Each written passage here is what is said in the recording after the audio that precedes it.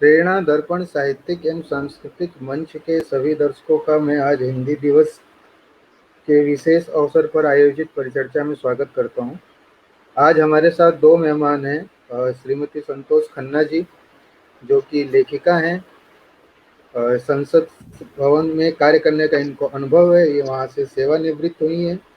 साथ ही इन्होंने विधि भारतीय परिषद की संस्थापक और महासचिव हैं, भारतीय अनुवाद परिषद की उपाध्यक्षा हैं। महिला विधि भारती नाम से एक त्रैमासिक पत्रिका का पिछले 26 वर्षों से आप प्रकाशन कर रही हैं। इसके साथ ही आपने दिल्ली के जिला उपभोक्ता फोरम में जज के रूप में भी अपनी सेवाएं दी हैं। हमारे दूसरे मेहमान हैं श्री तरुण कुमार शर्मा, जो कि डॉक्टर हैं, मतलब पीएचडी वाले डॉक्टर हैं। राजभाषा अधिकारी के रूप में अपनी सेवा दे चुके हैं। वर्तमान में दिल्ली में भाषा शिक्षक के रूप में कार्यरत। आप दोनों को मैं स्वागत करता हूं। मेरा पहला प्रश्न इस अवसर पर खन्ना मैम से होगा। मैम, आप हिंदी को वर्तमान में कहाँ खड़ा पाती हैं अन्य भाषाओं की तुलना में? हाँ, सबसे पहले तो मैं सबका स्वागत करना चाहती हूँ। इसमें डॉक्टर कीर्ति काले क्या ज्वाइन नहीं कर रही? डॉक्टर कीर्ति काले और क्या नाम हमारे डॉक्टर पूरण चंद टंडन जी हाँ 2:30 बजे के बाद हाँ। आएंगे। अच्छा अच्छा, दोनों 2:30 के बाद आएंगे। हाँ, तो दोनों व्यस्त हैं आज कार्यक्रम में। हाँ, दूसरा ये है कि मैं आप प्रश्न का उत्तर दूं। आप जी सब लोगों का धन्यवाद करना चाहती हूँ। मकर ध्वज शर्मा जी, आपका बहुत बहुत स्वागत। लेकिन आपने अपने बारे में कुछ नहीं बताया। थोड़ा सा पहले आप अपना परिचय दे दें, क्योंकि मैं पहले आपसे शायद कभी मिली नहीं, जी तो नहीं अच्छा नहीं, मैं रहेगा। मैं पेशे से पत्रकार हूँ। राजनीतिक और पॉलिसी के सब्जेक्ट पे लिखता हूँ। प्रेरणा दर्पण साहित्यिक एवं सांस्कृतिक मंच का संस्थापक सदस्य हूँ, और गाहे बगाए जब कोई खाली नहीं होता है तो मैं आ जाता ठीक है, बढ़िया। हूँ। जी अब आप पूछिए। और तरुण शर्मा जी के बारे में तो बताया कि ये सरकार में रहे हैं, कौन से मंत्रालय में रहे हैं ये नहीं पता लगा। राजभाषा विभाग, शायद मिनिस्ट्री ऑफ होम में रहे हैं। जी नहीं, ये बताया। बैंक में रहे, जी, बैंक। अच्छा, बैंक अधिकारी रहे हैं। हाँ, ठीक ठीक, बैंक फिर में तो कई मुख्य राजभाषा रूप स्थानों से पर। अधिकारी। राजभाषा का जो दायित्व है वो गृह मंत्रालय के अधीन ही आता है। तो आप होम कह मिनिस्ट्री। हाँ सकते हैं नहीं, कि ऑफकोर्स मिनिस्ट्री वो ऑफ तो होम आता ही अफेयर्स है। में हम रहे। हाँ हाँ, नहीं, वो तो ठीक है, भारत सरकार के ही है सूखे सारे बैंक, जी तो हम कह सकते हैं। लेकिन फिर भी जी बैंक का काम करने के लिए तो आपको भारत भर का भ्रमण करना पड़ता है। तो एक एक एडिड एक्सपीरियंस, यानी आपको एक अतिरिक्त जो वो एक्सपीरियंस होता है कि कहाँ पे हिंदी को कैसे, किस तरह से मान सम्मान मिल रहा है, नहीं मिल रहा, ये सारी बातें भी आपके जहन में आ जाती हैं। आप उससे भी परिचित हो जाते हैं। हाँ, जी अब आप जी। पूछिए क्या पूछना चाहते हैं मकर जी। जी, मेरा पहला सवाल मैम इसका आपसे ये है कि आज जो वर्तमान में आप हिंदी को दूसरी भाषाओं के मुकाबले कहाँ खड़ा पाती हैं, खासकर अंग्रेजी? खास कर रही थी कि तो जहाँ तक हमारा हिंदी की बात है, उसका जी एक अपना अस्तित्व है। उसकी अपनी अस्तित्व है, अपना पहचान है, अपनी उसकी गरिमा है। तो पहली बात तो ये है कि सारी जो हमारी भारतीय भाषाएं हैं, वो हमारा सीधा संस्कृत से चली आ रही हैं। तो संस्कृत सभी भाषाओं की जननी है। बेशक सारी भारतीय भाषाएं, ये हम दक्षिण की भारतीय भाषाओं की बात कर सकते हैं कि वो उससे निःसृत, संस्कृत से निःसृत नहीं हुई। लेकिन तथ्य यही है कि जितना प्रभाव उन पर संस्कृत का पड़ा है, दक्षिण भारतीय भाषाओं पर, उसको भी आप उसके भी महत्व को कम नहीं कर सकते। वो भी बेशक निःसृत ना हुई हो, लेकिन उसके पालने में उनको जरूर झुलाया गया, इतना झुलाया गया है कि उस प्रभाव को हम कम करके नहीं आंक सकते।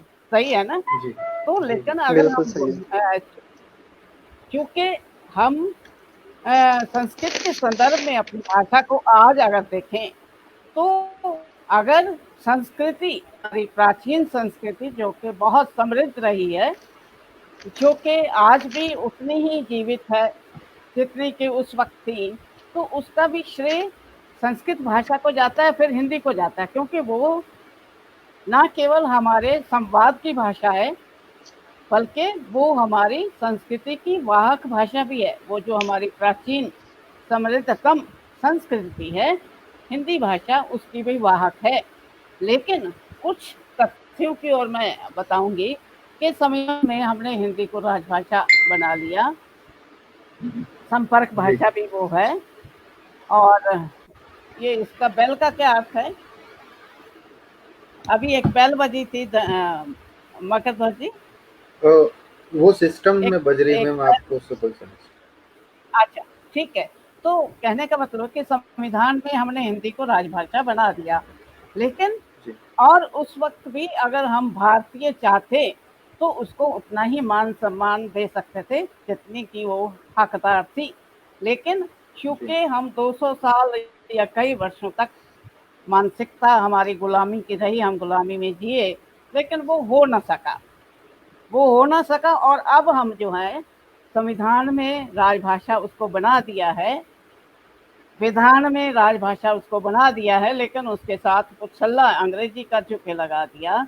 तो ये किसी ने ये भारतीयों को नहीं कहा कि आप हिंदी को ना अपनाओ और केवल आप अंग्रेजी को अपनाते रहो, ये किसी ने नहीं कहा, क्योंकि संविधान में राजभाषा हिंदी है। अगर हम अपने कायदे कानून पालन करने की ओर रहते या हमारे में मानसिकता होती अपने कायदे कानूनों को महत्व देने की, उन्हें इज्जत देने की, तो ये स्थिति नहीं होती।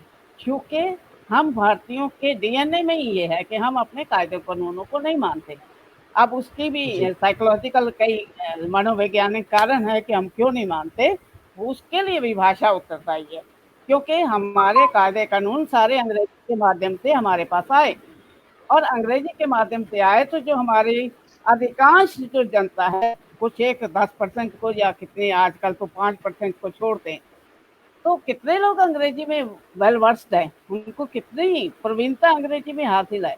इसलिए लोग अपने कायदे कानूनों को जानते ही नहीं, इसलिए जिनको जानते नहीं उनको मानते नहीं, ये मैं कहना चाहती हूँ। और इसलिए संविधान में उसे इतना बड़ा दर्जा देके, विधान में इतना, कानून में इतना बड़ा दर्जा देके, और नियमों में और बेनियमों में भाषा को इतना बड़ा स्थान देके, फिर भी कुल मिला के अगर हम ऑफिस यानी कार्यालय में हिंदी प्रयोग की बात करें तो वो अभी संतोषजनक बिल्कुल नहीं है। जी लेकिन ये सब होते हुए भी आप हिंदी के द्वार पर अब कोई शिला नहीं रख सकते। हिंदी अपना आप स्वाभाविक गति से आगे बढ़ रही है। किस तरह से बढ़ रही है? मीडिया में आपने देखा हिंदी का प्रभाव, आप तो मीडिया से हैं मकर ध्वज जी। जी और फिर उसके बाद मीडिया और सोशल साइट्स पे हिंदी का प्रभाव कितनी ज़्यादा बढ़ गई है। कम से कम जैसे फेसबुक है, ट्विटर है, या और दूसरे ऐप्स हैं, ब्लॉग्स हैं, हिंदी के ब्लॉग्स हैं, अगर उसको देखें तो एक अनुमान के अनुसार कम से कम इस वक्त विश्व में कम से कम 20 करोड़ लोग जो हैं हिंदी का प्रयोग कर रहे हैं। ये ऐसा अनुमान है, इधर उधर कोई फिगर हो सकती है, उसमें वो बात नहीं है। लेकिन और फिर यह भी कहा था, पीछे एक सर्वे में कहा था कि हमारी हिंदी को दूसरा स्थान है विश्व में। लेकिन हिंदी को अगर इस वर्तमान में अगर उसका सर्वे करवाएंगे तो मुझे लगता है कि वो पूरे विश्व में इस वक्त प्रथम स्थान पर होगी। आपने देखा होगा यूएनओ में तो अटल बिहारी वाजपेयी जी ने भी भाषण दिया था, उन्होंने इंट्रोड्यूस कर दिया था, यूएनओ में हिंदी जी पहुंच गई थी। लेकिन जो सच्चे मायने में पहुंची वो अब 2014 से बिल्कुल वहां पहुंच गई है। वहां पे जी वेबसाइट भी बन गई है, बुलेटिन भी हिंदी में निकलते हैं। वहाँ के यूएनओ की बात कर रहे हैं, उसके जी यूएनओ को रेडियो से प्रसारण भी हिंदी में हो रहे हैं। उनके जो कार्यक्रम होते हैं जिस तरह से भी होते हैं, हमने तो नहीं, लेकिन ये फैक्ट है कि बुलेटिन जैसे न्यूज़ बुलेटिन दूसरी भाषाओं में निकलता है तो हिंदी में भी निकलना प्रारंभ हो गया है। और प्रधानमंत्री मोदी जी ने शुरुआत की, फिर जैसे उन्होंने पहला भाषण दिया और उसके बाद जब योग दिवस के बारे में अपील की पूरे विश्व को, तो आपने देखा होगा हिंदी में अपील करने के बावजूद लगभग दुनिया के सारे देश इस मुहिम से जुड़ गए। इसमें इसको कोई नकार नहीं सकता। तो ये बहुत बड़ी उपलब्धि है और हम समझते हैं कि बेशक ऑफिशियली आधिकारिक रूप से अभी यूएनओ की भाषा हिंदी ना बनी हो, लेकिन उससे कम भी नहीं आंका जाना चाहिए, क्योंकि हमारे लोग जब भी बोलते हैं, चाहे हमारी विदेश मंत्री डॉक्टर वो सुषमा स्वराज जी थी, वो भी अपने भाषण जो है हिंदी में देती थी, और प्राय सारे जो हमारे नायक हैं वहाँ पे, जो वहाँ उससे जुड़े हैं यूएनओ से, वो अपने भाषण हिंदी में प्राय हिंदी में देते हैं। तो इसका मतलब हिंदी में यूएनओ में हिंदी चली तो गई, लेकिन फिर भी ये फैक्ट रिमेन्स कि अभी उसको आधिकारिक रूप में, जैसे यूएनओ की 6 भाषाएं हैं, तो अभी हम नहीं कह सकते कि यूएनओ की 7 भाषाएं, क्योंकि इसको कानूनी मान्यता अभी वहाँ पे नहीं मिली। लेकिन हमारे देश में तो कानूनी और संवैधानिक मान्यता है हिंदी को, फिर जी, भी हम आज पीछे क्यों हैं? जहाँ तक कार्यालय साहित्य का, कार्यालयों में प्रयोग का, हालांकि बढ़ गया, अब उसका प्रयोग बढ़ गया है। और संसद की, चूंकि मैं संसद में मैं 30-32 साल मैंने वहाँ सेवा दी है और उससे अभी तक भी मैं जुड़ी हूँ संसद से, तो मैं जानती हूँ कि जब मैंने 7वें दशक में ज्वाइन किया था, उसमें मैं शुरू की क्योंकि मैंने अपनी सेवा, तो उस वक्त स्थिति क्या थी? उस वक्त स्थिति ये थी कि संसद में 20% लोग हिंदी बोलते थे, जो हमारे प्रतिनिधि हैं, जो हमारे सांसद है, 20% हिंदी में बात करते थे और 80% जो है वो अंग्रेजी में भाषण देते थे। लेकिन आज जब हम 7 दशक पूरे कर चुके हैं, तो स्थिति एकदम परिवर्तित हो गई। अब 80% मेंबर जो है, मेंबर ऑफ पार्लियामेंट है, जो संसद सदस्य हैं, वो हिंदी में भाषण देते हैं और केवल 20% जो है छुट उसमें अंग्रेजी का इस्तेमाल हो रहा है। तो इसका मतलब हम कह सकते हैं कि वर्तमान में हिंदी संसद में गूंज रही है, हिंदी मीडिया में गूंज रही है। आप देखें, चैनल हिंदी के ज्यादा है, अंग्रेजी के ज्यादा है, ठीक है। हिंदी की जगह और हिंदी विश्व में भी गूंज रही है। तो हिंदी का, बल्कि हमें उस पे, हिंदी पे आजकल गर्व होना चाहिए। लेकिन जहाँ भी अभी कहीं पीछे पैर खींचने की बात है, या लोग अभी भी मजाक करते हैं, जैसे कोई कहते हैं कि हिंदी दिवस हर साल मना लेते हैं। भाई क्यों? हमारी तो संस्कृति में हम हर चीज को सेलिब्रेट करते हैं। हम दिवाली हर साल मनाते हैं, हम दशहरा हर साल मनाते हैं, बाकी त्योहार, ईद हर साल मनाते हैं। तो हिंदी का त्योहार क्यों ना हर साल मनाया जाए? जितना महत्व दिवाली को हर साल में मनाने का है, इसका ये नहीं मतलब कि हम राम को याद नहीं करते आगे पीछे। राम को याद तो हम हर पल करते हैं। तो क्या हिंदी भी तो हमारे, मैं कह सकती हूँ कि देश के रोम रोम में समाई है हिंदी भी, चाहे कुछ एक हमारी दूसरी भाषाएं भी हैं। दूसरी भारतीय भाषा जो है, भारतीय, वो भी हमारी राष्ट्रीय भाषाएं हैं, क्योंकि वो भी तो संस्कृत से आई हैं। और जो जी, साउथ की भाषाएं हैं, वो भी संस्कृत के प्रभाव से पल्वित पोषित हुई हैं। तो क्यों ना हम, वो हमारी तो सारी भाषाएं हैं, हमें तो सभी भाषाएं, वो हमारी, कल मैंने 1-2 लाइनें लिखी थी कि हिंदी हमारी माँ है, बाकी हैं बहनें, और ये मौसी का रिश्ता कितना अच्छा है, इस रिश्ते के क्या कहने, एक तरह से इसी तरह के कुछ विचार प्रकट किए थे। तो हमारी उनके भी प्रति उतना सम्मान है। लेकिन हिंदी का एक अतिरिक्त पक्ष है, जिसको मैं आज बताना चाहती हूँ कि हिंदी चूंकि 10 राज्यों की तो राज्य भाषा भी है, राजभाषा तो पूरे भारत है, और जो 10 राज्य हिंदी स्पीकिंग, हिंदी भाषी राज्य हैं, उनकी राज्य भाषा जो है, यानी स्टेट लैंग्वेज जो है, वो हिंदी है। और फिर ये संपर्क भाषा है पूरे भारत में, संवाद की भाषा। जैसे हम तमिलनाडु में भी जाएंगे, तो वहाँ हम हिंदी में लोगों से बात करेंगे। और वहाँ अंग्रेजी, बहुत सारे जो है तमिलियंस, वो अंग्रेजी नहीं जानते। ऐसा नहीं मैं कहती कि वो अंग्रेजी नहीं पढ़ते, और मैं अंग्रेजी को पीछे भी नहीं डालना चाहती। English is a very rich language, बहुत समृद्ध भाषा है और it open a good window to the world. ये हमारे लिए एक विश्व की खोलती है, हमें अंग्रेजी पढ़नी चाहिए। लेकिन इसका ये मतलब नहीं कि हम अपनी भाषा के मूल्यों पे की कीमत पर अपनी भाषा की कीमत पर अंग्रेजी को महत्व हमेशा से देते रहे जो हम देते आए हैं। अब जो है हमें बदलना चाहिए।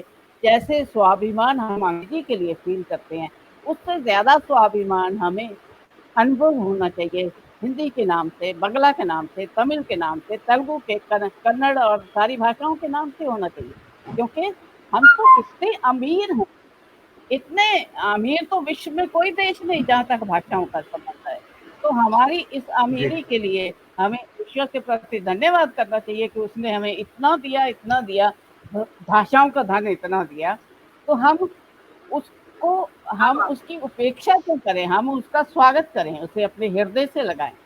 तो ये चीजें मैं हिंदी का ये एक मैं कह सकती हूँ कि हमारे यहाँ एक तो संपर्क भाषा, हिंदी का एक एडेड अट्रैक्शन जो है, हिंदी का एडेड एडवांटेज कह सकते हैं, या एक अतिरिक्त जो लाभ हिंदी का है वो ये है कि वो संपर्क भाषा है, हमेशा से संपर्क भाषा रही है, मीडिया की भाषा रही है, सिनेमा की भाषा रही है, हमेशा से रही है।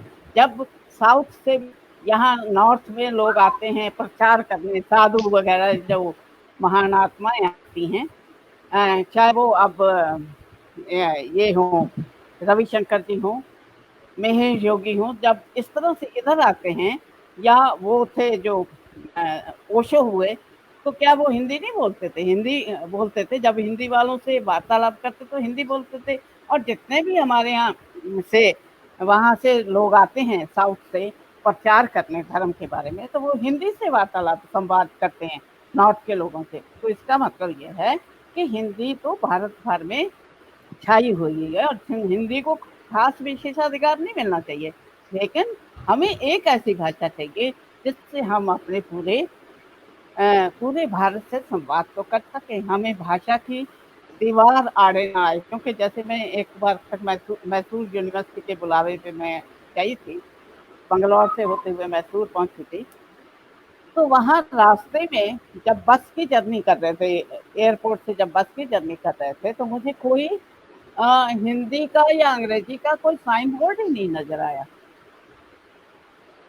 कोई साइन बोर्ड ना लगे कि ये हॉस्पिटल है या ये कॉलेज है या कुछ। तो उस तरह की चीजें हमें अपनी भाषा की अस्मिता जरूर महसूस करनी चाहिए। लेकिन इन बातों पर भी ध्यान देना चाहिए कि हम दूसरी भाषा का अर्थ होता है कि दूसरों तक पहुंचना, अपना संवाद दूसरों तक पहुंचाना, संचार का माध्यम है भाषा। तो अगर हम उसको केवल अपनी भाषा को गले पे लगा के रखेंगे, छाती पे लगा के रखेंगे, तो उससे केवल वहाँ के लोग तो समझ सकते हैं। लेकिन जो अब इतना पर्यटन को इतना बढ़ावा देते हैं, तो कहीं उन लोगों को भी जानकारी मिलनी चाहिए कि मैं यहाँ पे आया हूँ तो ये कौन सा स्थान है। मैं म्यूजियम में जा रहा हूँ, मंदिर में जा रहा हूँ, कुछ पहले बोर्ड को पता लगना चाहिए ना। तो ये इस तरह से है। तो इस तरह से ये है कि हम अपनी भाषा में लिखें, लेकिन साथ में हिंदी में भी लिखें। अंग्रेजी में लिखें या ना लिखें कोई फर्क नहीं पड़ता। अब जो है, अब अंग्रेजी की बात करें तो ऐसा वक्त था, वो 12वीं शती से जब शुरू हुई, वो भी जी। अंग्रेजी थी। ऐसी किसी वक्त उसका बिल्कुल वो विकसित नहीं थी और वहाँ के लोग बिल्कुल उसका प्रयोग नहीं करते। ये 12वीं सदी की बात है। तो 12वीं सदी में जब अंग्रेजी को प्रमोट किया जाने लगा, तो कोई भी वहाँ तैयार नहीं था उसका प्रयोग करने के लिए। तो ये किया गया कि जो प्रयोग नहीं करेगा, क्योंकि फ्रेंच को उस वक्त लोग महत्व देते थे, ये किया गया कि जो अंग्रेजी का प्रयोग नहीं करेंगे उन पर जुर्माना लगाया जाएगा। लेकिन आज हम ऐसी बात नहीं सोच सकते। आज हम लोकतंत्र में हैं। उसी अंग्रेजी माध्यम से ही तो लोकतंत्र का विकास हुआ है, यानी उसी अंग्रेजी भाषा से, यानी क्योंकि इंग्लैंड से ही लोकतंत्र का, राजशाही से वहाँ लोकतंत्र बना। तो इसलिए वो लोकतंत्र हमारे यहाँ भी आया। हालांकि हमारे अपनी प्राचीन जो हमारी संस्कृति है उसमें लोकतंत्र था, चाहे राजशाही थी, लेकिन राजा जो था वो प्रजा का ज़्यादा ध्यान करता था। तो ये सब चीज़ें हैं जो भाषा के बारे में कही जा सकती हैं। तो अंग्रेज़ी में जो जिस भाषा का क्योंकि एक और मैं बात भाषा के बारे में कहना चाहती हूँ कि medium is all, medium is very important. आप जिस मीडियम से, जिस भाषा माध्यम से आप शिक्षा प्राप्त करते हो, ये एक बड़ा महत्वपूर्ण पॉइंट मैं की ओर आपका ध्यान दिलाना चाहती हूँ कि जिस माध्यम से आप शिक्षा प्राप्त करते हैं, आप उसी भाषा की संस्कृति को ग्रहण करते हैं। यानी मसलन अगर हम हिंदी भाषा से के माध्यम से, हमारे यहाँ भी अगर हिंदी माध्यम हो जाए, ना केवल स्कूली स्तर पर बल्कि हायर एजुकेशन में भी, उच्च शिक्षा के स्तर पर भी अगर हिंदी माध्यम हो जाए या हमारी दूसरी भारतीय भाषाएं हो जाएं, तो उसका क्या अर्थ होने वाला है, उसका परिणाम क्या निकलेगा? उसका परिणाम ये निकलेगा कि हमारी भाषाएं क्योंकि हमारी संस्कृति की वाहक हैं, जब हम शिक्षा प्राप्त करते हैं या किसी प्रकार का ज्ञान प्राप्त करते हैं, तो वो ज्ञान के साथ साथ हमारी संस्कृति भी हम तक परकोलेट होती है, हम तक पहुंचती है। वो ज्ञान भी जो है हम तक पहुंचता है। तो हुआ क्या कि अभी तक हमारी मेजॉरिटी, अधिकांश जो शिक्षा हुई है, अधिकांश भारतीयों की जो शिक्षा हुई है, वो इंग्लिश के माध्यम से हुई है। चाहे डॉक्टर्स हैं, वकील हैं या दूसरे लोग हैं, उनकी इंग्लिश के माध्यम से हुई है।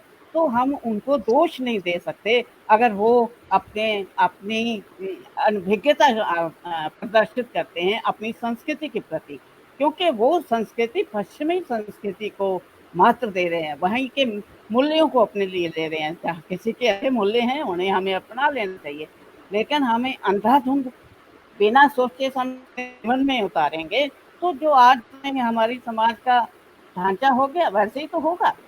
क्योंकि अगर हम आम बबूल बोएंगे तो आम तो नहीं हमें मिल सकते। तो अभी तक हुआ क्या, क्योंकि हमने अपना पूरा ज्ञान अंग्रेजी के माध्यम से अर्जित किया, तो हमारे जीवन में अपनी संस्कृति कम पचाई और दूसरे की संस्कृति हमने ज़्यादा पचा ली। और उसका यह है कि आज समाज में विघटन शुरू हो गया है, समाज में हिंसा का बोलबाला है। अभी आपने कल दिल्ली का देखा होगा कि कैसे गन कल्चर कैसे उभर रहा है। तो ये सारी बातें वो संस्कृति की देन होती है। अगर हम जैसे अब मैं भारत की शिक्षा नीति की बात करना चाहूँगी। अभी जो हम नई शिक्षा नीति आई है, भारत की नई शिक्षा नीति है, उसमें जैसे शुरू के लेवल में जब बच्चा ज्ञान प्राप्त आरंभ करता है, उस स्तर जब वो करता है तो उसको मीडियम अपनी भाषाएं दी जा रही। उसका सबसे बड़ा फायदा ये होगा कि वो अपनी संस्कृति को उसके खून में आएगी, उसके रक्त में आएगी, उसके चरित्र का हिस्सा बनेगी। तो आगे चाहे वो भाषा का कोई भी माध्यम लेगा, ये अब पता नहीं, क्लियर नहीं है कि आगे क्या क्या किया जाएगा, क्योंकि ये भी कॉम्प्लेक्स डॉक्यूमेंट है जिसको अभी समझने में टाइम लगेगा, जो इन्होंने नई भाषा नीति बनाई है। और फिर वो किस हद तक इम्प्लीमेंटेशन उसका होगा। लेकिन अगर 5वीं के स्तर तक, यानी कि बच्चे के जो विकसित असली विकास होने का जो आयु है, अगर वो अपनी मातृभाषा का मतलब है कि हिंदी के माध्यम से सीखेगा, बांग्ला के माध्यम से सीखेगा, या तमिल या तेलुगु या फिर मराठी या गुजराती के माध्यम से सीखेगा, पंजाबी के माध्यम से सीखेगा, तो वो सीधा अपनी संस्कृति से जोड़ना शुरू कर देगा। एक दफ़ा नींव अगर जिस चीज़ की पड़ जाएगी, वो नींव जो है वो दूर तलक जाती है, जैसे आप सब जानते हैं। तो ये वर्तमान में अगर हमारी शिक्षा नीति का सही तरह से लागू होगी, तो मुझे लगता है कि हम अपने देश की दिशा और दशा बदलने वाले हैं। कोई और प्रश्न पूछना चाहते हैं तो उस संदर्भ में मैं बोलूं या? मैम थोड़ा मैं तरुण जी को चर्चा में लेके आता हूँ। आपने मेरे छोटे प्रश्न को, मैं अब तरुण जी को चर्चा में लेके आता हूँ मैम। हमारे जो दूसरे मेहमान हैं, तरुण जी मेरा आपसे एक सवाल ये है कि राजभाषा अधिकारी के रूप में कार्य करते हुए आपको हिंदी को लेकर किन दिक्कतों या परेशानियों का सामना करना पड़ा? क्या ये अधिकारी वस्तुतः राजभाषा की सेवा कर पाते हैं, या फिर ये भी जैसा मैडम ने कहा कि राजनीति के वशीभूत आकर अपने कार्यों को पूरा अच्छे ढंग से नहीं कर पाते? जरा इसके बारे में लोगों को बताइए, क्योंकि जनता राजभाषा अधिकारी के बारे में बहुत कम जानती है। धन्यवाद मकर ध्वज जी। सबसे पहले मैं अपना परिचय देना चाहूँगा कि जी। नाम जैसा अभी स्क्रीन पे आ रहा है, तरुण शर्मा। मैंने हिंदी और संस्कृत दोनों विषयों में स्नातकोत्तर किया है एवं मेरा डॉक्टरेट संस्कृत विषय में है। राजभाषा अधिकारी के रूप में मैंने 3.5 वर्ष से अधिक समय तक राजभाषा अधिकारी के रूप में कार्य किया है और अभी वर्तमान में भाषा शिक्षक के रूप में कार्यरत हूँ। तो जैसा कि आपने राजभाषा अधिकारी पद के कार्य अथवा उन कार्यों को करने में आने वाली समस्याओं के विषय में जानना चाहा है, तो मैं इस विषय में बताना चाहूँगा कि राजभाषा अधिकारी के कार्य सबसे पहले हम देखें तो अगर एक लाइन में कहूँ तो भारत सरकार की राजभाषा नीति का पालन करवाना राजभाषा अधिकारी का मुख्य कार्य है। तो यह कार्य हम किस प्रकार करवा सकते हैं, कैसे करते हैं, कैसे करवाए जाते हैं केंद्रीय कार्यालयों में, क्योंकि राजभाषा भारत सरकार की राजभाषा के रूप में हिंदी को जो दर्जा प्राप्त है वो भारत सरकार की राजभाषा के रूप में दर्जा प्राप्त है। किसी राज्य विशेष के ऊपर दबाव या उसके ऊपर जो अनावश्यक हस्तक्षेप किसी राज्य के ऊपर नहीं थोपा गया है। तो जो केंद्र सरकार के कार्यालय होते हैं उन कार्यालयों में राजभाषा नीति का पालन करने के लिए राजभाषा अधिकारियों की नियुक्तियां की जाती हैं। तो स्वाभाविक यह है कि राजभाषा अधिकारी की जो नियुक्ति है वो किसी एक कार्यालय पे नहीं की जाएगी अथवा किसी एक शाखा पे नहीं की जाएगी। राजभाषा अधिकारी की नियुक्ति प्रशासनिक स्तर का जो कार्यालय होगा उसी कार्यालय में राजभाषा अधिकारी की नियुक्ति होगी। अब कुछ इनके कार्यों के लिए आते हैं। तो राजभाषा अधिकारी एक समन्वयक के रूप में कार्य करता है। जो भारत सरकार की राजभाषा नीति है और जो कर्मचारी हैं उन कर्मचारियों को कैसे प्रेरित करे, कैसे उनसे राजभाषा नीति का पालन करवाए और तदनुरूप उनसे कार्य लिया जाए। तो एक अन्य उदाहरण देना चाहूँ कि किसी भी क्षेत्र में, किसी भी कार्यालय में अगर कोई नई तकनीक आई है, नया कोई ऐप आया है, नया कुछ भी तकनीकी से संबंधित कुछ विशेष आता है, तो कुछ जो तकनीकी अधिकारी होते हैं वो आते हैं, थोड़ा प्रशिक्षण देते हैं, कुछ उनको जो नई तकनीक आई है उसका प्रयोग करने से संबंधित कुछ अनुदेश निर्देश देते हैं और उसके बाद जो वो अधिकारी हैं वो अपने कार्य में उस तकनीक का उपयोग करते हैं। इसी प्रकार राजभाषा अधिकारी जब अपने केंद्रीय कार्यालय में कार्यरत होता है तो उसे अपने कर्मचारियों को हिंदी में कार्य करने के लिए प्रेरित करना, हिंदी में आए हुए टूल्स को उपयोग में कैसे लिया जाए। अगर किसी को हिंदी का ज्ञान प्राप्त नहीं है, हिंदी से संबंधित जैसे उसमें विभिन्न परिभाषाएं दी जाती है, प्रबोध, प्रवीण, प्राज्ञ, कार्य साधक ज्ञान अथवा प्रवीणता, ये सब जो तकनीकी शब्दावली है उन सभी स्तरों पे ये अलग अलग स्तर की परिभाषा है। तो उन सभी स्तर पर किस स्तर का व्यक्ति है तो उससे कितना कार्य लिया जाना है, जिसमें इसमें अधिकतम स्तर प्रवीणता है। तो प्रबोध, प्रवीण, प्राज्ञ, कार्य साधक ज्ञान, फिर प्रवीणता, इस तरह के अलग अलग स्तर हैं। इन पर किस स्तर के कर्मचारी को कितना हिंदी से संबंधित ज्ञान है और कितना उसे प्रशिक्षण की आवश्यकता है, कितना उसे अभ्यास की आवश्यकता है, कितना उसे प्रेरित करने की आवश्यकता है, इन सभी कार्यों को, इन सभी बातों को लेकर राजभाषा अधिकारी सजग रहते हैं। और प्रशिक्षण इत्यादि से संबंधित देखें तो ये तो अनिवार्य रूप से उन्हें लक्ष्य दिए जाते हैं कि आपको तिमाही स्तर पर 2 कार्यशालाओं का आयोजन करवाना है और न्यूनतम इतने कर्मचारियों को, अधिकारियों को प्रशिक्षण प्रदान करना है ताकि वो अपने दैनिक कार्यों में हिंदी का उपयोग कर सकें। इसी तरह उन्हें कोई भी अपना जो कार्यालय है उसमें विभिन्न प्रकार की गतिविधियां आयोजित करवानी होती है। हिंदी को कर्मचारियों के बीच लोकप्रिय बनाना होता है।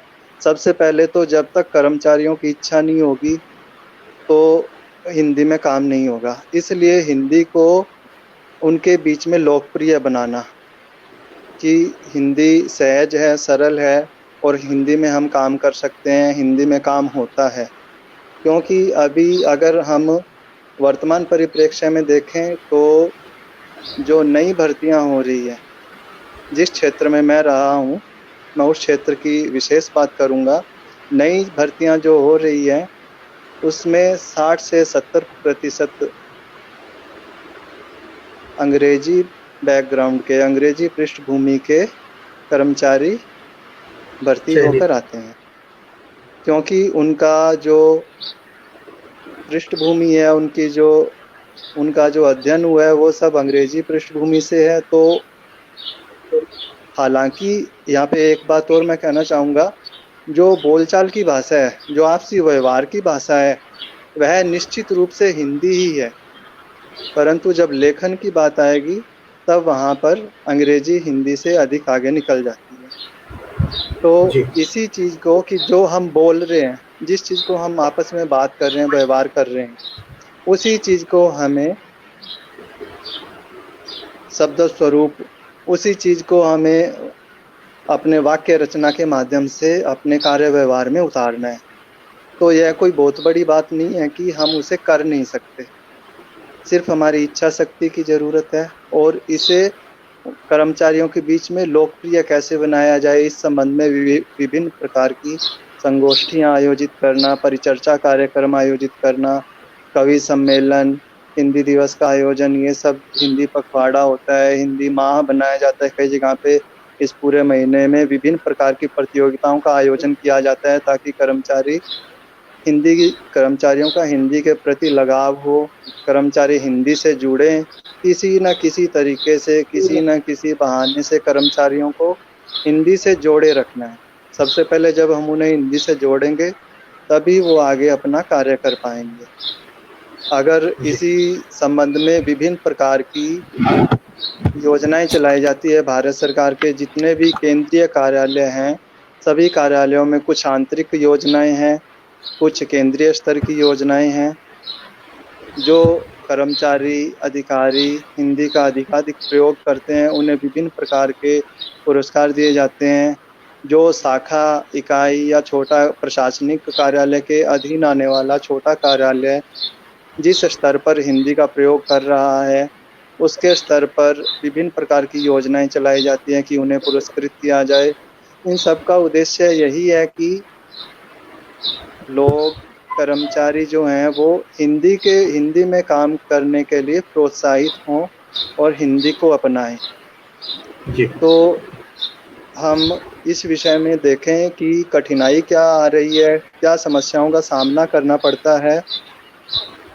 कुछ जो मैंने एक बात पहले बोल दी है नई भर्तियों से संबंधित, परंतु दूसरा यह है कि जो प्राचीन ढर्रा चला आ रहा है, लोग देखते हैं, नए कर्मचारी जो भी आते हैं वो देखते हैं कि पहले इस तरह से काम होता रहा है, इसी को आगे जारी रखते हैं अपनी तरफ से। क्योंकि एक तो वो नए कर्मचारी होते हैं, दूसरा कुछ यह भी रहता है कि पहले ऐसे होता रहा है तो हम भी ऐसे ही करते हैं। ये चीज़ एक बहुत इस विषय में मायने रखती है कि हिंदी को जितनी गति मिलनी चाहिए उतनी गति क्यों नहीं मिल रही। फिर भी इस विषय में अभी वर्तमान सरकार से संबंधित कहूँ तो इस सरकार के आने के बाद हिंदी को बढ़ावा देने पर अधिक बल मिल रहा है।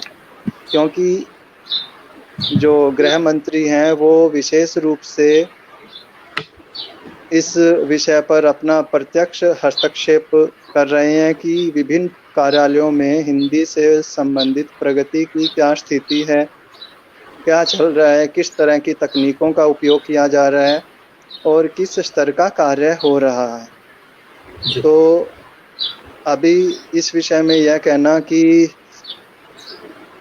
हिंदी अभी किस स्थान पर है, तो हिंदी की स्थिति अभी संतोषजनक कही जा सकती है। हालांकि सुधार की आवश्यकता है, निश्चित रूप से है, और सुधार हो भी रहा है और सुधार होना भी चाहिए।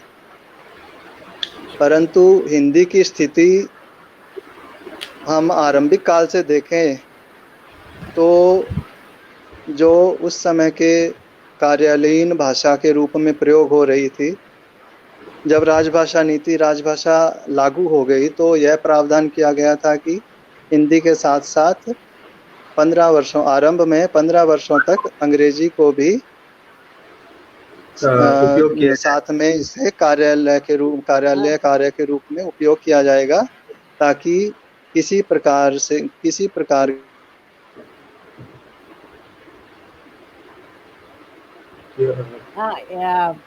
धनंजय जी, एक बात मैं इस बारे में कहना चाहती हूँ, अगर मुझे इजाजत हो तो। जी मैम, मैं ये कहना चाहती हूँ कि मैंने भी 80 के दशक में हिंदी अधिकारी के रूप में 1 साल भर काम किया था, और उसमें मैंने भी ये सब वर्कशॉप्स वगैरह और ये सब आयोजित किया था, और जितने भी कार्य होते हैं हिंदी अधिकारी के वो मैंने किए थे। तो उस वक्त की तो ये स्थिति थी कि वास्तव में एक ऑफिस की मैथोडोलॉजी होती है बनी, एक भाषा, एक विशेष भाषा बनी होती है, यानी जो हम साहित्यिक भाषा इस्तेमाल करते हैं उससे अलग होती है कार्यालय की भाषा। तो उसमें यह है कि जो भी कर्मचारी काम करते हैं वो जब आते हैं तो वो देखते हैं कि पीछे उस तरह का मटेरियल उपलब्ध है, सामग्री उनको अंग्रेजी में उपलब्ध होती है, तो वो उसी को नकल मार के उसी का कर करा के अपना काम शुरू कर देते हैं। तो कहने का मतलब है कि आदमी की प्रकृति जो है वो सुविधा की तरफ ज्यादा होती है, लेकिन तब जो है थोड़ा हिंदी में बहुत सारी चीजें उपलब्ध नहीं थी, लेकिन अब ये हो गया कि जो कार्यालय साहित्य है वो भी काफी सीमा तक उसका अनुवाद हो गया है, यानी कि अगर आप डेजिग्नेशन पद नाम देखें तो सारे उसका अनुवाद हो गया। अगर आप प्रविष्टियां जो रजिस्टर में होती हैं उनका भी अनुवाद, यानी जैसे कि आप लेखा विभाग की प्रविष्टियां देखें वो टेक्निकल होती हैं, टेक्निकल स्वरूप की होती है, उनका भी अनुवाद हो गया है। और बहुत सारा हिंदी साहित्य जो है, हिंदी कार्यालय साहित्य जो है वो हिंदी में उपलब्ध है। तो इसलिए अब जो नए व्यक्ति आते हैं काम करने के लिए उनको उसमें उतनी कठिनाई नहीं हो सकती।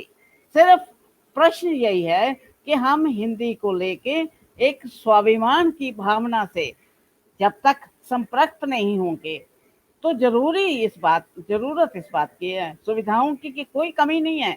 जहाँ अगर कोई तकनीकी, मान लीजिए कोई वैज्ञानिक विभाग में काम कर रहा है, अंतरिक्ष विभाग में काम कर रहा है, तो अगर वो हिंदी में काम करना चाहे तो उसको कोई कठिनाई का वो ही नहीं है, क्योंकि बहुत सारे जो वैज्ञानिक शब्द हैं, जो तकनीकी शब्द हैं, उनके पर्यायवाची हिंदी में हमारे जो एक वैज्ञानिक और तकनीकी शब्दावली आयोग है वो बना रहा है, उन्होंने तो लाखों शब्द बना दिए हैं।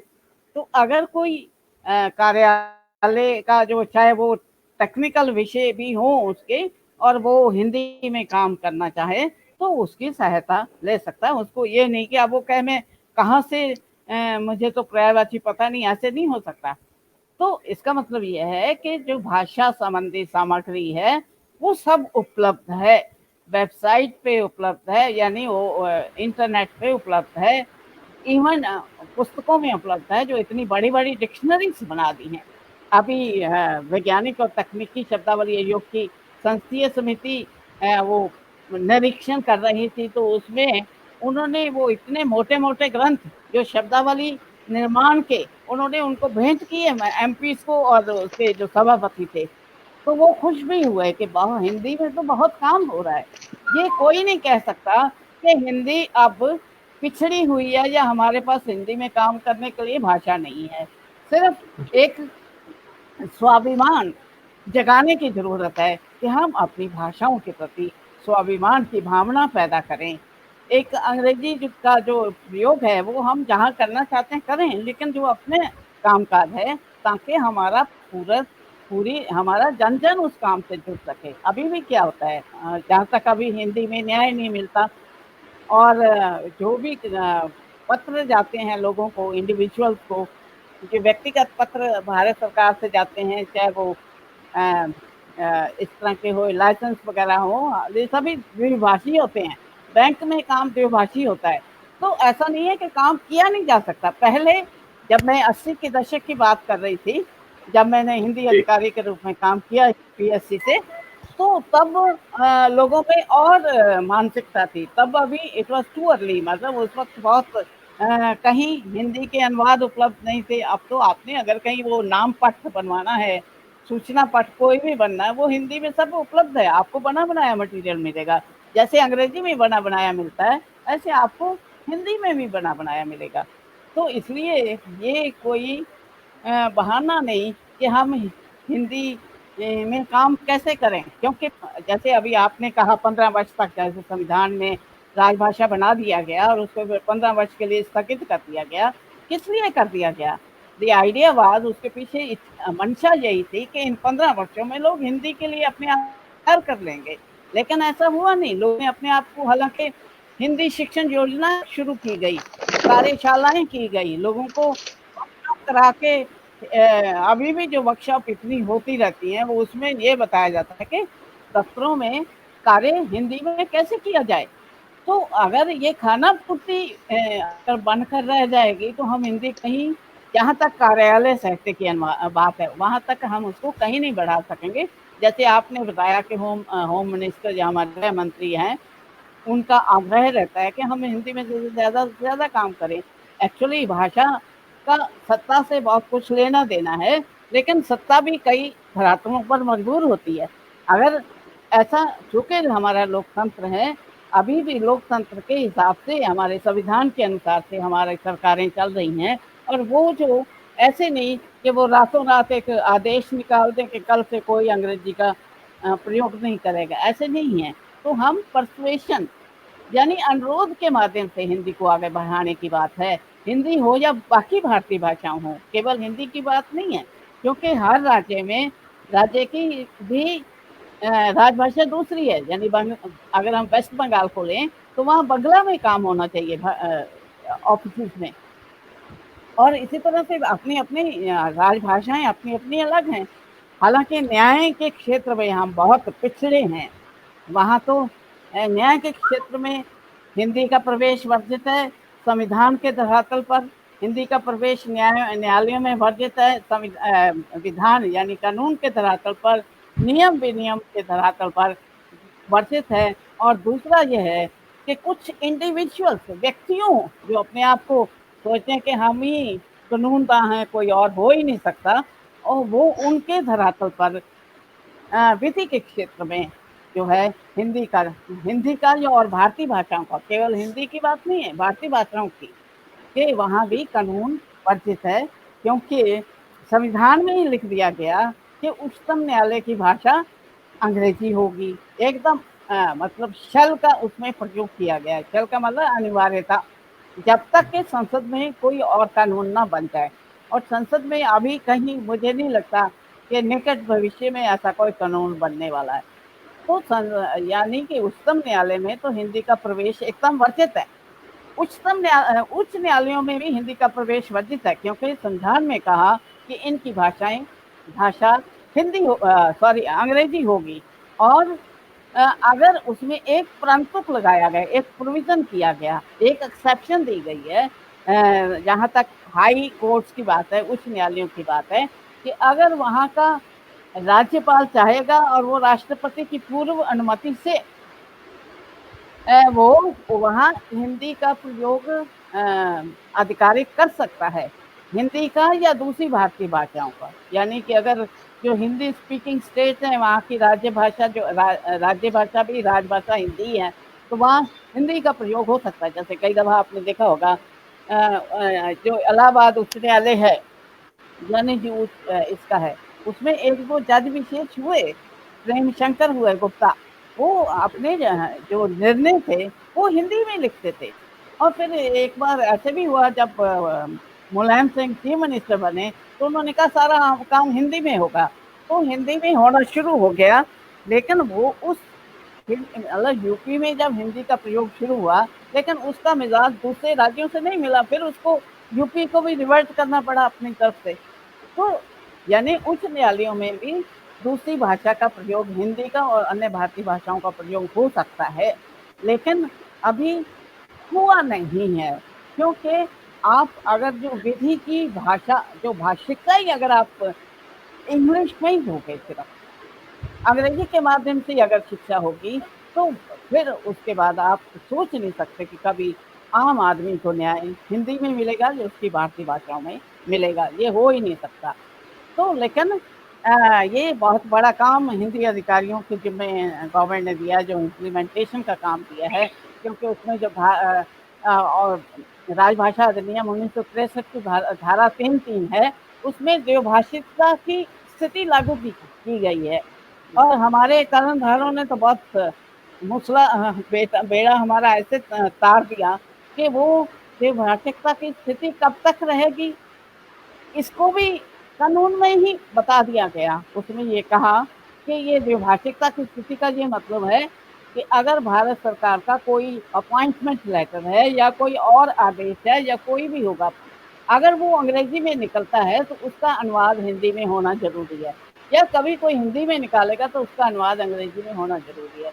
तो ये जो अनुवाद का वहाँ पे लगा दिया, द्विभाषिकता की जो स्थिति, बाइलिंगुअलिज्म आ गया वहाँ पे भारत सरकार में, वो कब तक रहेगा। क्योंकि कुछ लोगों ने शोर मचाया पार्लियामेंट में, तो नेहरू थे तो उन्होंने कहा कि मैं इसके लिए मैं आश्वासन देता हूँ कि हिंदी उन पर लादी नहीं जाएगी।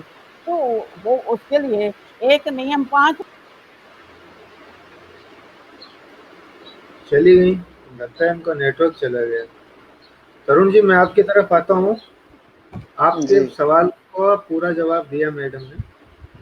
और आगे बढ़ते हैं, आपसे एक सेकंड लास्ट सवाल समझ लीजिए आप इसको, कि ऐसे समय में हिंदी तथा संस्कृत का अध्ययन करने वाले लोग, बच्चे जी अक्सर अक्सर अपने करियर को लेकर चिंतित रहते हैं। जी आप हमारे दर्शकों को कुछ अन्य करियर विकल्पों के बारे में बताएं जिनका लाभ हिंदी अथवा संस्कृत पढ़ने वाले उठा सकें। धन्यवाद मकरध्वज जी। आपने जो ये प्रश्न मुझसे पूछा, मैं निश्चित रूप से इसका जवाब देना चाहूँगा, क्योंकि इस विषय में मेरा एक आलेख भी प्रकाशित हुआ है।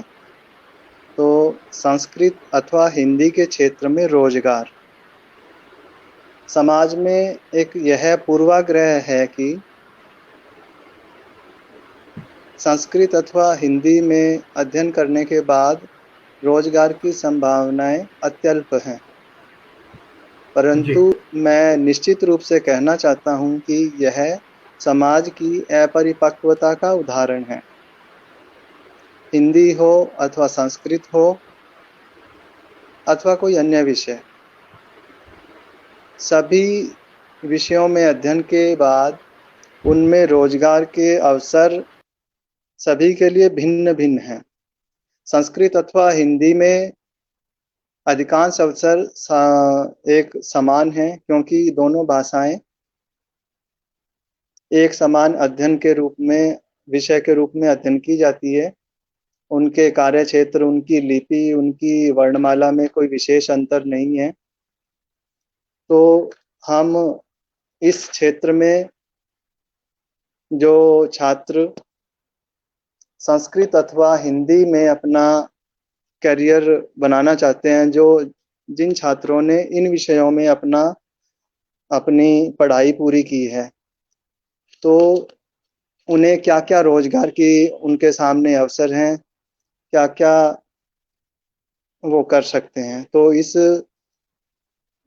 दृष्टि से मैं यह कहना चाहता हूँ कि हिंदी अथवा संस्कृत भाषा के अध्ययन के पश्चात होने वाले जो रोजगार के अवसरों की उपलब्धता है, उनकी मैं चर्चा करने जा रहा हूँ। सर्वप्रथम हम देखें तो सरकारी क्षेत्र में प्रशासनिक सेवा के विषय में हम सभी अवगत हैं, चाहे राज्य प्रशासनिक सेवा हो अथवा केंद्रीय प्रशासनिक सेवा। यह भारत की सबसे प्रतिष्ठित सेवाओं में से एक है, जिसके प्रति युवाओं का रुझान भी सर्वाधिक होता है। केंद्रीय स्तर पर संघ लोक सेवा आयोग एवं राज्य स्तर पर राज्य लोक सेवा आयोगों द्वारा प्रतिवर्ष इसके लिए रिक्तियां निकलती हैं। जो युवा हिंदी से अपना स्नातक अथवा स्नातकोत्तर किए हैं अथवा संस्कृत से अपना स्नातक अथवा स्नातकोत्तर किए हैं, वो भी इन प्रशासनिक सेवाओं के लिए योग्य होते हैं। उनके लिए इस क्षेत्र में पर्याप्त अवसर हैं। और इसके बाद हम अन्य अवसर की तरफ देखते हैं तो एक सर्वाधिक जिस पेशे की तरफ युवाओं का रुझान होता है वह है अध्यापक पद। इसी कड़ी में संस्कृत अथवा हिंदी के जो छात्र हैं, जो अध्येता हैं, वो अध्यापक के रूप में अपना करियर बना सकते हैं, चाहे प्राथमिक अध्यापक हो, प्रशिक्षित स्नातक अध्यापक के रूप में हो अथवा व्याख्याता के रूप में हो। देश भर के विभिन्न विद्यालयों में केंद्रीय स्तर पर अथवा राज्य स्तर पर इन अध्यापकों की भर्ती के संबंध में नियमित रूप से सर्वाधिक रिक्तियां आती रहती हैं। इस क्षेत्र के युवा इस ओर ध्यान दे सकते हैं और अपना करियर बना सकते हैं, अपना रोजगार का अवसर प्राप्त कर सकते हैं। इसके आगे मैं कहना चाहूँगा सहायक प्रवक्ता के रूप में देश भर के केंद्रीय विश्वविद्यालयों, राज्य के विश्वविद्यालयों और उच्च शिक्षा विभाग के महाविद्यालयों में ऐच्छिक अथवा अनिवार्य रूप से हिंदी एवं संस्कृत विषयों का अध्ययन करवाया जाता है, जिनमें अध्यापन के लिए सहायक प्रवक्ताओं का चयन विश्वविद्यालय स्तर पर अथवा राज्य भर्ती बोर्ड, राज्य लोक सेवा आयोग इत्यादि के माध्यम से होता रहता है।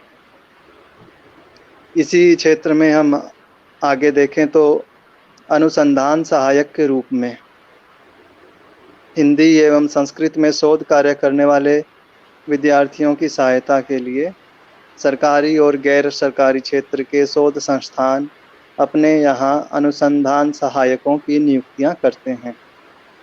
इस पद के लिए अनिवार्य योग्यता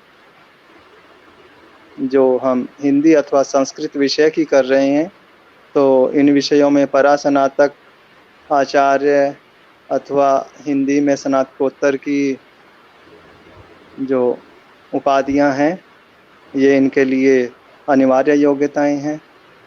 इसके अतिरिक्त सेना में धर्मगुरु के पद पर अभी हालांकि जो सेना में धर्मगुरु का पद है वो 2 वर्ष पूर्व तक संस्कृत अथवा हिंदी से स्नातक के लिए उपलब्ध था, परंतु आजकल इसकी योग्यता में कुछ संशोधन कर दिया गया है और यह पद संस्कृत में परास्नातक योग्यता धारक युवाओं के लिए खुला हुआ है।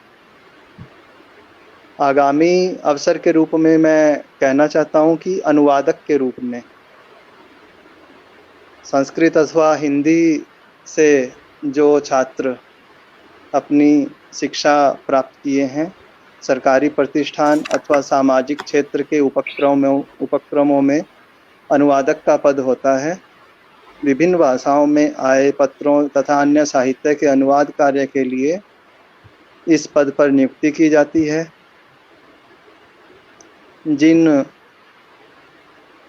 युवाओं द्वारा यह योग्यता धारण की जाती है। इसके साथ में अगर अनुवाद में डिप्लोमा रहता है तो वे सभी छात्र ऐसे आवेदक इसमें आवेदन करने के लिए अर्ह होते हैं। इस पद के लिए माध्यमिक विद्यालयों के अध्यापकों के समान ही वेतनमान निर्धारित होता है।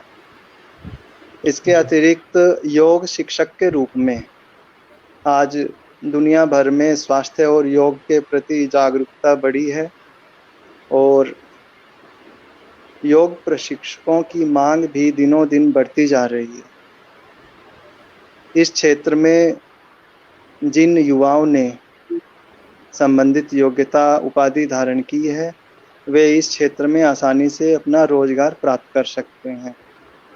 आगामी अवसर के रूप में मैं कहना चाहता हूं कि ऐसे युवा पत्रकारिता के क्षेत्र में, तो पत्रकारिता को लोकतंत्र का चौथा स्तंभ माना जाता है और भारत में भी यह एक बहुत अच्छा कैरियर अवसर माना गया है, जो युवाओं के लिए न केवल रोजगार के अवसर उपलब्ध कराता है अपितु चुनौतीपूर्ण कार्यों के माध्यम से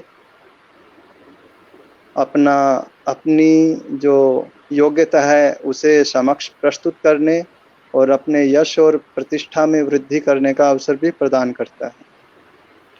इसके अतिरिक्त संपादक के रूप में एक मिनट मैं आपका जी एक मैम। सेकंड लेना चाहूंगी धनंजय जी। जी आप जी, फिर जी, अपनी जी। बात, सॉरी मुझे बहुत अफसोस है, मैं जी, आपको जी टोक मैम। रही हूँ क्योंकि नहीं, मुझे नहीं एक मैम। और ज्वाइन करना था। हाँ, तो मैं चाह रही थी कि मैं आपसे अनुमति ले लूँ कि इस मीटिंग से विड्रॉ करने की, और इससे पहले मैं आप लोगों का बहुत धन्यवाद करना चाहती हूँ। आप वोट मैं अगर कंटिन्यू कर सकती तो पता नहीं और भी वार्ता में आगे। डॉक्टर टंडन भी आए नहीं, पता नहीं आने वाले हैं कि नहीं आने वाले, तो उनसे भी मिलना हो जाता और कीर्ति काले से भी मुलाकात नहीं हुई। तो प्लीज़ मुझे आप अनुमति देंगे कि मैं इससे मीटिंग को छोड़ सकूं और दूसरी को ज्वाइन कर सकूं। धनंजय जी, आपकी जी मैम, अनुमति चाहिए। धन्यवाद आपका। आपको धन्यवाद है कि आपने हमारे लिए समय निकाला। कुछ प्रश्न छूट गए हैं जिनको मैं आपसे अगली बार कभी लूंगा। मैं आपको रोकने आप वाला नहीं होता हूँ। हमारी नहीं, कौन किस्मत सा है कि आप प्रश्न है? हमें मिले। नहीं, कौन सा एक प्रश्न है? सवाल एक हाँ, सवाल लेना चाहता हूँ। हाँ जी, बताइए। अगर आपके बताइए पास आप समय हो। आदेश आप दीजिए। जी मैम, पिछले कुछ सालों में हमने हिंदी में रचना धर्मिता का विकास होते हुए देखा है, जी लेकिन हाँ। जो नए रचनाकार आ रहे हैं उनमें जयशंकर प्रसाद, अज्ञे, प्रेमचंद गुप्त जी जैसी क्षमता नहीं दिख रही है। तो इसका क्या कारण है? इस पे आप कुछ कह सकती हैं? हाँ, इसका भी वही इसका मेन कारण जो ये हो सकता है, क्योंकि हम अब कट है तो ऐसे में नहीं दे पा रहे जो हमें देना चाहिए था। जो हम आज के कर्णधार जो हमारे हैं, जो नई पीढ़ियां हैं, उनको हम किस तरह का संस्कार दे रहे हैं, क्योंकि हम खुद ही, चाहे मेरी पीढ़ी है या मेरी अगली पीढ़ी है, वो सब ही पश्चिम की संस्कृति में इतनी गई है कि वो अपनी पहचान ही भूल गई है। हम दूसरों के चश्मे को खुद से देख रहे हैं। तो इसलिए भारत को हम क्या दे सकते हैं, उस संस्कृति के माध्यम से वो दे रहे होंगे, और वो आपको समाज में उसका उसका रिफ्लेक्शन, उसका प्रतिबिंब आपको दिख रहा है आजकल। किस संस्कृति के कि हमने अपने मूल्यों को खो दिया है, अपने अपने रिश्तों के बारे में खो दिया है। जैसे आप देखते होंगे, लिव इन रिलेशनशिप की बात करें तो उसको ऐसे रिश्तों को शायद साहित्य में महिमा मंडित किया जा रहा है, अश्लीलता को महिमा मंडित किया जा रहा है कि लोग ये चाहते हैं कि आज़ादी के नाम पे ऐसा खुलापन हो, स्वच्छंदता हो कि हमारे सब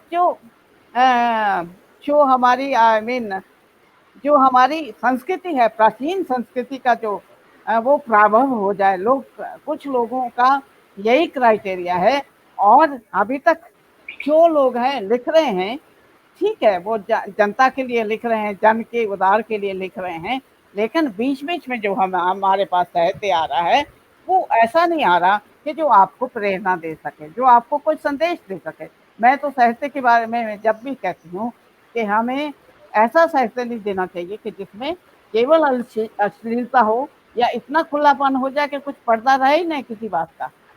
तो हमारे जो देखा जाए पत्नी पत्नी का जो संबंध है वो कैसे हो गए, हर 2 महीने शादी के 2 महीने बाद 2 महीने बाद 1-2 दिन बाद लोग तलाक के लिए पहुंच जाते हैं।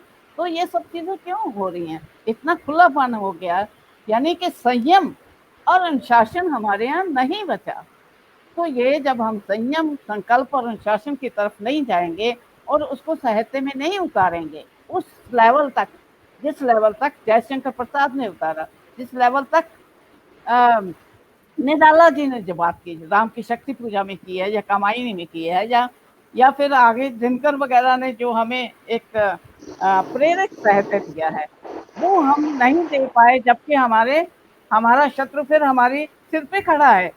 लेकिन क्या हम पूरे, हालांकि कोशिश की जा रही है कि सबको प्रेरणा दिया जाए कि इस वक्त हम संकट की घड़ी है, संकट कई तरह से है, हिंदुस्तान का पूरा विश्व चारों तरफ से घिरा हुआ है और इंडिया अपवाद नहीं है, लेकिन इंडिया की अपनी, भारत की अपनी समस्याएं हैं, जनसंख्या की समस्या है और सारी समस्याएं हैं और कई चीजों की है। अभी मुझे कल मॉब लिंचिंग पे भी बोलना है, यानी कि अनुवादी भीड़ क्या क्या कर देती है।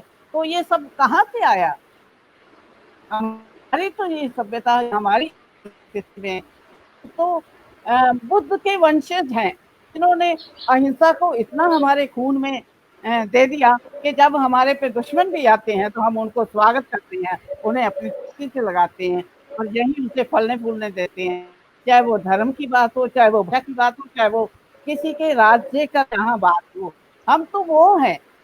और तो क्या हो रहा है कि हम अपनों को ही बर्दाश्त नहीं कर पा रहे। ये इस तरह का इनटॉलरेंस की बात बनी है, ये कहाँ से आई है?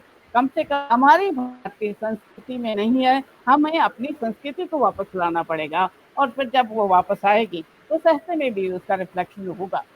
हालांकि अच्छी कृतियां भी लिखी गई हैं, ऐसा नहीं है कि नहीं लिखा गया, लेकिन कोई उसको महत्व संख्या कम है ना। तो बहुत सारी साहित्य तो इतना लंबा विषय है कि मैं बोलती चली जाऊंगी, तो आप मुझे विदा दें। इसके लिए मैम हम एक अगला दूसरा सत्र रखेंगे आपके समय के आधार पर, जब आपको समय मिलेगा। अभी के लिए मैं पूरी टीम की तरफ से आपको धन्यवाद देता हूँ कि आप हमसे जुड़ी। एक ज्ञानवर्धक परिचर्चा हुई। आपका आभार, धन्यवाद। ओके, धन्यवाद। तरुण जी, आपको नहीं जाना है छोड़ के, अभी हमारा चल रहा था, आप कंटिन्यू कीजिए। आप रोजगार के वैकल्पिक विषयों पर बात कर रहे थे, हिंदी और संस्कृत पढ़ने वालों के। जी मकर ध्वज, मैं उसी विषय को जारी रखते हुए जो संस्कृत अथवा हिंदी के छात्र हैं, जो युवा इन विषयों से अपनी शिक्षा को पूरी किए हैं, उनके रोजगार विषय के रूप में हम चर्चा कर रहे थे। कुछ हमने चर्चा कर ली थी। आगे इस विषय में कुछ और मैं कहना चाहूँगा कि संपादक के रूप में जो युवा संस्कृत अथवा हिंदी के अध्येता रहे हैं, वे संपादक के रूप में अपना करियर बहुत अच्छे से बना सकते हैं।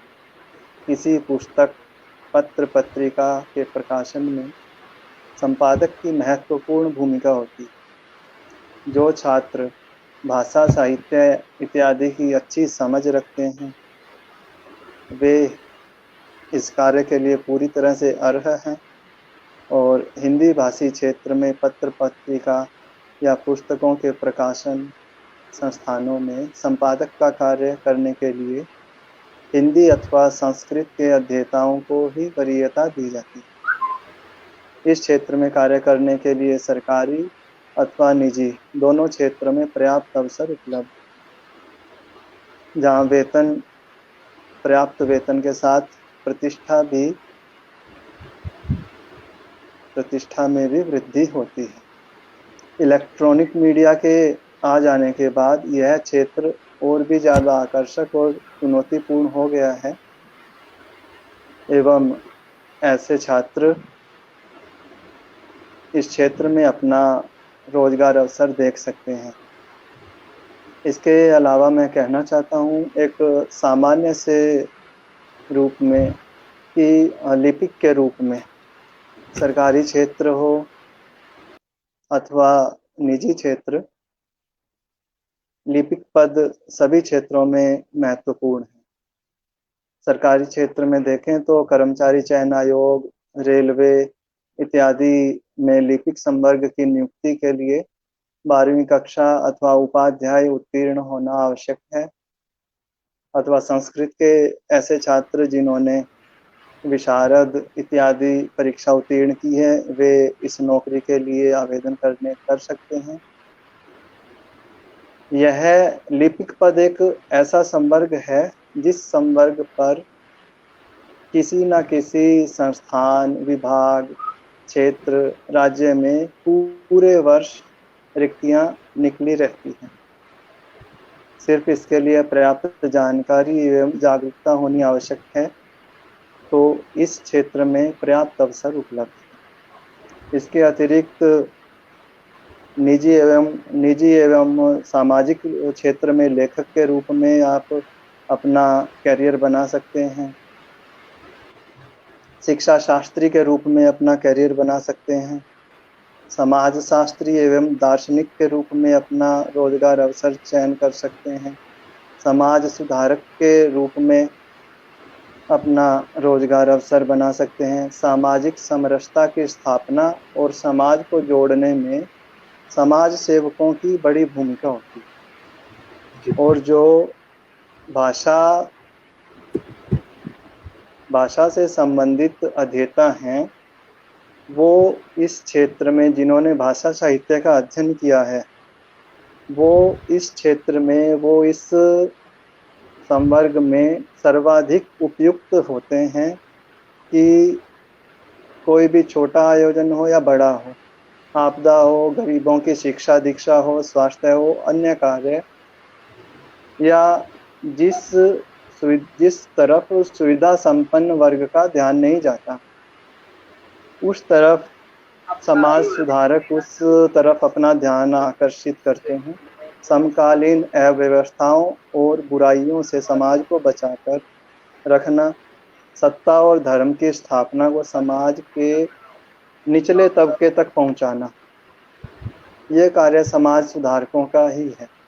समाज में ऐसे लोगों की बड़ी प्रतिष्ठा होती है, यश की प्राप्ति होती है। कई राष्ट्रीय एवं अंतर्राष्ट्रीय संस्थाएं ऐसे लोगों का सम्मान करती है, पुरस्कृत करती हैं, और ऐसे लोगों की जीवन वृत्ति का संचालन का दायित्व जो है वो ये स्वयंसेवी संस्थाएं अपने ऊपर लेती हैं। इसके साथ समाज एवं राजनीतिक क्षेत्र में नेता के रूप में आप अपना रोजगार का अवसर बना सकते हैं। अन्वेषक के रूप में अवसर बना सकते हैं। पूरे संसार में इतिहास आदि के ज्ञान का सबसे बड़ा स्रोत संस्कृत साहित्य है, एवं संस्कृत के सबसे निकट साहित्य हिंदी साहित्य है। वेद, पुराण, रामायण, महाभारत से लेकर संस्कृत के ललित साहित्य में तत्कालीन समाज की व्यवस्था का चित्रण है।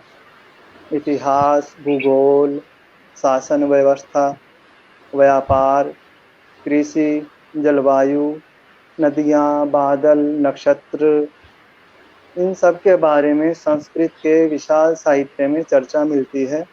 इन तत्वों के बारे में विमर्श करना समय की आवश्यकता है। तो इस क्षेत्र में जो अन्वेषक का कार्य है वह एक बहुत ही महत्वपूर्ण कार्य है।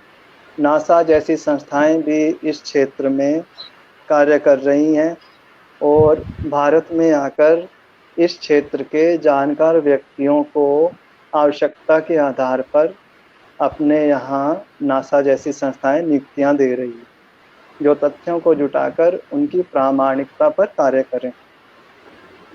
इसी तरह मैंने हिंदी अथवा संस्कृत से शिक्षा प्राप्त किए हुए क्षेत्र में खूब सारे रोजगार के अवसरों पर बात की है। तो हो सकता है अभी काफ़ी सारे ऐसे अवसर, काफ़ी सारे ऐसे क्षेत्र छूट गए हों। तो ऐसा नहीं है कि इस क्षेत्र में संभावनाएँ नहीं हैं। इस क्षेत्र में भी संभावनाएँ पर्याप्त हैं, बस जागरूकता का होना आवश्यक है। जी। और तरुण जी, आपके साथ बात करके हमें अच्छा लगा। ये कार्यक्रम भी काफ़ी धन्यवाद। बढ़िया हुआ। अब जी, अंत में मैं आपका धन्यवाद ज्ञापित करता हूँ कि आपने अवसर दिया, समय निकाला हमारे लिए। आगे कभी कार्यक्रम होंगे तो हम आपको याद करेंगे, शामिल होइएगा निश्चित जिससे रूप हमें से। खुशी होगी। जी, धन्यवाद, नमस्कार, प्रणाम आपको और हमारे सभी आप दर्शकों को। आपका भी धन्यवाद मकरध्वज जी, जो आपने मुझे बोलने का अवसर दिया। निश्चित रूप से मैं आपके आगामी कार्यक्रमों में शामिल होना चाहूँगा। पुनः अवसर प्रदान करना। धन्यवाद।